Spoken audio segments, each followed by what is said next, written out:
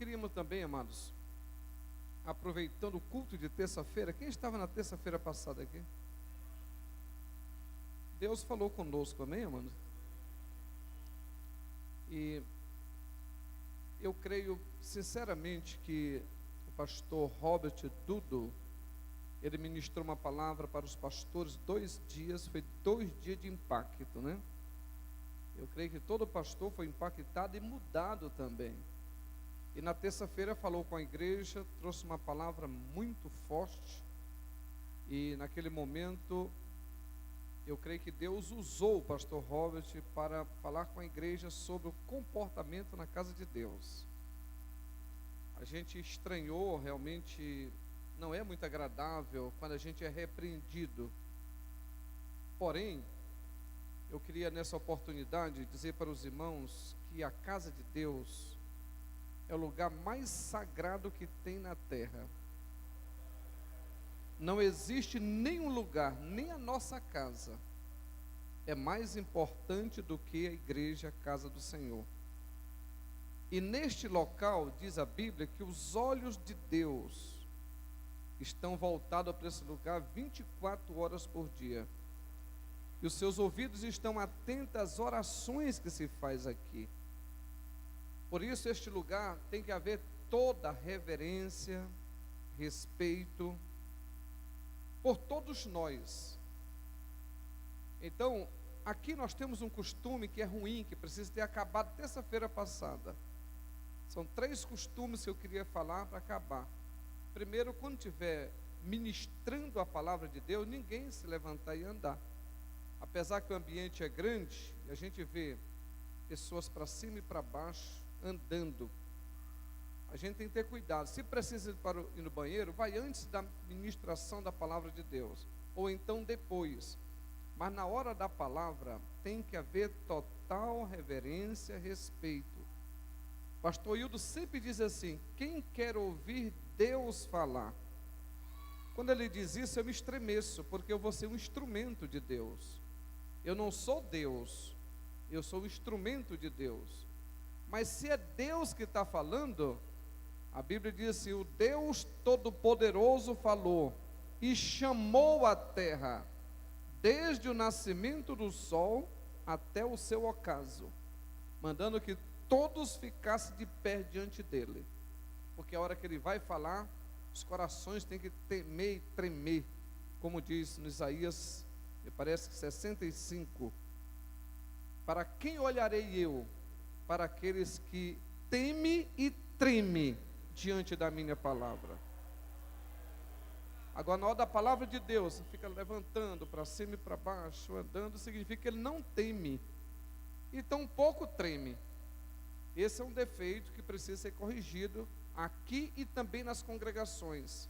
Aonde for ministrada a palavra de Deus, pastores devem cobrar isso na sua congregação para ensinar o povo. É hora de ouvir Deus falar. Outra coisa importante: o culto termina com as bênçãos apostólicas. O horário previsto nosso é 9 horas. Mas às vezes temos festas que vai terminar 9h30, 10 horas. Quando vai terminar 9h30, 10 horas, a maior parte dos crentes vão embora.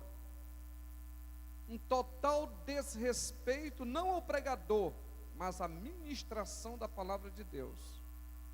Se você veio para o culto, e veja que não é problema de ônibus, porque se o pregador estiver pregando aquela mensagem avivada, vai até 11 horas e ninguém sai. Ninguém sai. Se for o cantor fulano de tal, ninguém vai embora. Mas alguém faz um julgamento, diz: esse pregador não é bom. Como que o instrumento tem que ser julgado? A gente tem que ouvir a palavra de Deus, não importa qual é o instrumento.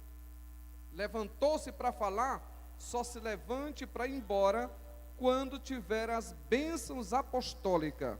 Se terminar às 9, se foi 9, 9h30, 10 horas, 11 horas, 12 horas, não importa, a não ser que o pastor libere. Olha, irmão, quem quiser sair, mas não sendo isso, não vamos fazer. Nós vamos ter festa agora no dia 20 de julho, e eu com certeza vai passar desse horário das 9, e eu não quero que os irmãos façam isso naquela oportunidade. Fique até o fim, e Deus te protegerá. A terceira coisa que eu quero falar para os irmãos é com respeito à área do templo. Nós estamos aqui organizando um grupo de obreiros, O Dias botou o nome de guarda do templo, né? Não sei se é esse o nome. Eles vão sair em grupo de 10, andando em todo o templo. Quem estiver fora, a não ser nas festas, que aí é tudo lotado. Mas nos cultos de terça-feira, ninguém é para ficar no refeitório, ninguém para ficar aqui no estacionamento e nem na porta do templo. Tem que vir entrar para dentro da igreja. Aleluia. E nós queríamos pedir aos pastores congregacionais ensinar, porque, amados, faz vergonha dizer isto, mas já disse isso umas 2 vezes. Tem muita gente na porta do templo fazendo lugar de prostituição na casa de Deus. Muitos rapazes e moças ficam lá fora e os pais pensam que veio para a igreja e tem lugar de prostituição. Homens passam aí de carro, pega na porta da igreja, leva não sei para onde, com certeza não é coisa boa. E quando chega no final do culto, vem trazer aqui. E às vezes o pai e a mãe estão aqui dentro e não sabem onde está o filho. Então, amados, temos que ter cuidado. Vigilância. Veio para a casa de Deus, então tem que ter respeito a esta casa de oração. E os obreiros são orientados. Aonde tiver um, vai mandar entrar aqui, ou então ele vai ter que ir embora. Não é assim, amados? Em Cuiabá, nós tivemos lá em Cuiabá, e o templo lá é o dobro deste aqui. A área de estacionamento vamos colocar aí 5, 6 vezes maior do que esse estacionamento nosso, e lá não pode ninguém ficar fora. E se qualquer obreiro encontrar rapaz e moça namorando, é expulso do lugar. Agora fica esse povo com prostituição na porta da igreja, irmãos. É uma tristeza, isso é uma vergonha. E pode ser que a gente seja penalizado pelo próprio Deus. Deus não é Deus de brincadeira, não, é um Deus sério. E ele diz que a justiça dele começa pela casa dele. Então precisa ter cuidado. E eu peço aos irmãos, essa equipe de obreiros vai ter essa autoridade, vai estar tudo com a roupa, uniforme adequado, e vai andar e vai mandar embora daqui. Se não, ou entra para cá, ou vai para casa, vai para outro lugar. Se quiser se prostituir, vai ter que ir para bem longe daqui, não pode ficar aqui. Não podemos apoiar isso. E eu peço o apoio dos pastores, ensinar isso. E nas nossas festas, vamos também ter cuidado, apesar que é muita gente, mas vamos ter cuidado. Amém, amados? Que Deus nos ajude a ter aprendido aquela lição, porque em outra vez que ele ou qualquer outro vier, a gente não vai passar mais vergonha. Com respeito a lápis e papel, a gente aqui, a melhor maneira é quando se vem para um culto de doutrina, a gente trazer lápis e papel. Mas não é costume da nossa igreja. A gente tem que ver isso. Não há nenhum problema, apesar que é um bom ensino. Quantas mensagens que Deus falou conosco e a gente não se lembra mais, porque não anotamos nada. Se você não anota, você não lembra mais. Mas não é costume. Agora, aqueles que quiserem, aí eu estou colocando como opção, que quiserem vir para o culto de terça-feira ou sexta-feira na sua congregação, levar o seu caderno, se você possível, compre um caderno ou uma agenda e leve para o culto e faça anotações da mensagem, porque eu sei que você terá um acervo, né? Terá uma riqueza para seus estudos, suas devoções.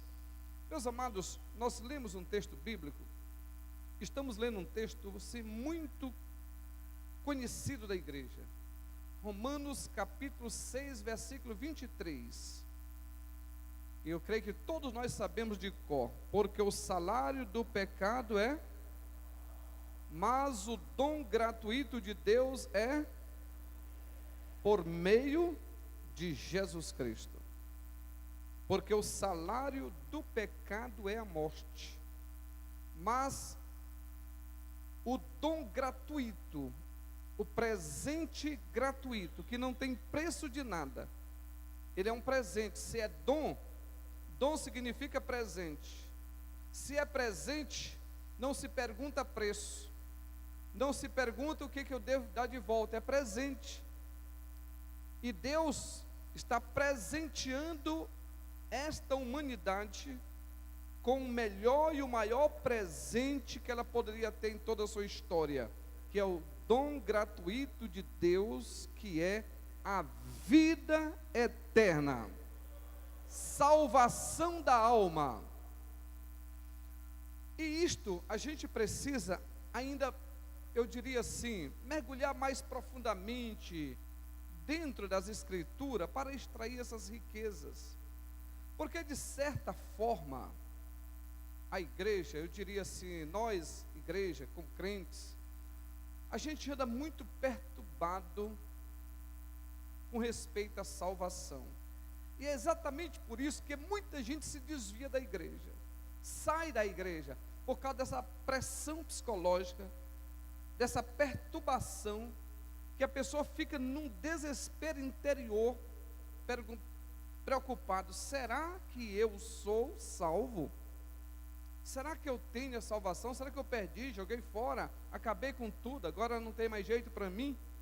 Por isso há um desespero. Mas eu queria dizer para a igreja essa verdade simples, que o Espírito Santo usou o apóstolo Paulo para falar conosco. Primeiro ele diz assim: o pecado tem salário. Olha bem, o pecado tem recompensa. O pecado, ele tem uma recompensa, ele tem um salário, ele tem um resultado no final, que esse resultado, esse salário é o quê? Morte. O resultado do pecado é morte. O que seria pecado? Pecado também é preciso entender, porque cada ser humano, Deus fez o ser humano, e esse ser humano traz consigo o que chamamos de fraqueza, chamamos também de espinho na carne, que é a nossa fraqueza. Mas a nossa fraqueza, alguns têm uma fraqueza para uma coisa, para outra, cada um tem a sua história. Tem gente que não pode chegar perto do outro porque ele está falando mal, é uma fraqueza dele, ele fala mal dos outros. Tem outros que não podem ver uma cachaça, outros não podem ver um cigarro, outros não podem ver não sei o quê, e aí cada um tem a sua história. Isso chama-se de fraqueza, que é o desejo da carne, que é essa parte fraca do homem, que é através dessa fraqueza que o homem vai com o rosto no pó, vai com a cara na lama. O homem chega ao ponto, qualquer pastor, por mais velho que seja, a igreja maior que tem, o maior nome que tem, ele leva consigo uma fraqueza, e por ela, ele pode dar com a cara na lama, pode cair. Quando pensa que não, falando, caiu, bufo no chão. Mas não pode, sim, ele era um homem, ela era uma mulher, conforme o caso, mas ele tem uma fraqueza, e aquilo pode levá-lo à queda. Acontece que a nossa fraqueza, ou espinho da carne, como alguém possa chamar, o apóstolo Paulo diz assim: eu me glorio nelas. Olha bem, a minha fraqueza, a sua fraqueza, a Bíblia diz assim: eu me glorio nas minhas fraquezas. Veja bem, porque nessa fraqueza é que é manifestado o quê? O poder de Deus. Nas minhas fraquezas se manifesta o poder de Deus. A graça de Deus se manifesta por causa das minhas fraquezas. Porque é essa minha fraqueza é que pode me levar a uma queda, ir com a cara no chão, mas também me leva ao arrependimento. É por causa dessa fraqueza que não deixa a gente ser exaltado.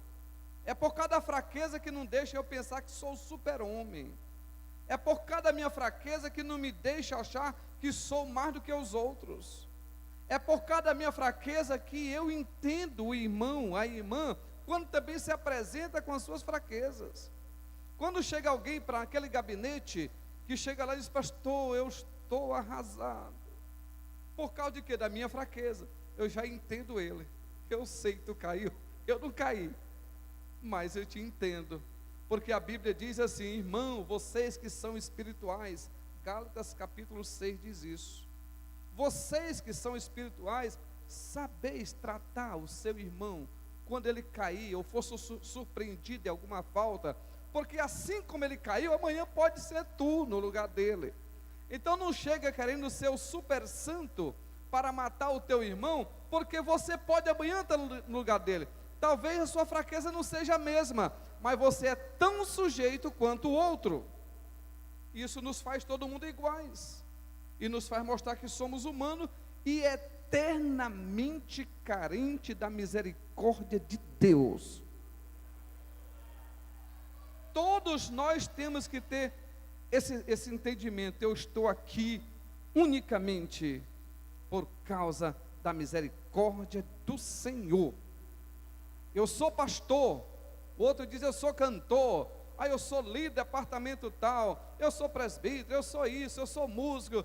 Mas sabe por quê? Por causa da misericórdia do Senhor. Porque pelas tuas fraquezas tu estarias na lama, mas Deus teve misericórdia, e você é o que é, graças a Deus. Agora temos que ter outro entendimento, dentro dessa visão. A fraqueza é algo dentro do homem, que ele é possível cair, que é um apetite, que é um desejo, que é a fraqueza dele, o desejo dele. Porém, a fraqueza não quer dizer que você vai cometer o erro. Aí é onde está o nosso pensamento. Você tem a fraqueza, mas não precisa pecar, porque essa fraqueza, eu diria assim, é o seu ponto fraco, mas não precisa necessariamente pecar, porque quando você dá ênfase a essa fraqueza, e você gera o pecado, e comete o pecado, esse pecado gera a morte. Olha bem, ter a fraqueza é uma coisa, agora pecar, quando você consuma o ato, então você pecou, e o salário do pecado é a morte. Veja bem, nós reconhecemos a nossa fraqueza, e eu sei que por causa dessa fraqueza, o poder de Deus se manifesta em mim, para me fazer mais humilde, mais quebrantado, buscar mais. Porém, não preciso que essa minha fraqueza seja consumada a ponto de pecar, consumar o ato. Por quê? A palavra do Senhor também diz assim: quando você admoesta alguém, aconselha, orienta, avisa, e essa pessoa peca, depois de orientado, de você chamou atenção, de conversou, mas aí ela peca, ela pode pecar. Tem dois tipos de pecado, um que gera a morte logo, e tem outro pecado que pode se orar por ele, mas aquele quanto mais, diz a palavra do Senhor, por esse eu digo que não ore. Então, se gloriar nas fraquezas, reconhecer que elas existem, e te levar ao quebrantamento, isso é uma virtude. Agora, você dá ênfase a essa fraqueza, porque eu sou fraco, porque eu tenho a minha fraqueza, Deus me conhece, aí você só vive no pecado. Cuidado, porque o salário do pecado é a morte. Há muitas teologias e pensamentos religiosos que quando encontram uma pessoa, uma mulher prostitui, um homem se prostitui, o outro usa uma droga, um é homossexual, o outro é lésbica, o outro é falador, o outro tem fraqueza para comprar fiado e não pagar. Todo jeito é fraqueza. Aí não, fulano de tal fez isso, é porque é fraco, é humano, e está tudo bem. Cuidado com isso. A sua fraqueza que você tem lhe leva aos pés de Cristo. É para isso que ela existe, para reconhecer que você é humano, dependente da misericórdia, e é para você estar de olhos abertos, viver com cuidado, ter mais vigilância. É para isto, não é para gerar o pecado, porque se for gerado o pecado, o salário do pecado é a morte. Então, amados, precisamos ter cuidado com o pecado, porque o pecado também é uma sutileza satânica. Diz a palavra de Deus em Provérbios 4:23, sobre tudo que você deve guardar, guarda o teu coração, porque é daí que surgem os maus pensamentos, os adultérios, os assassinatos,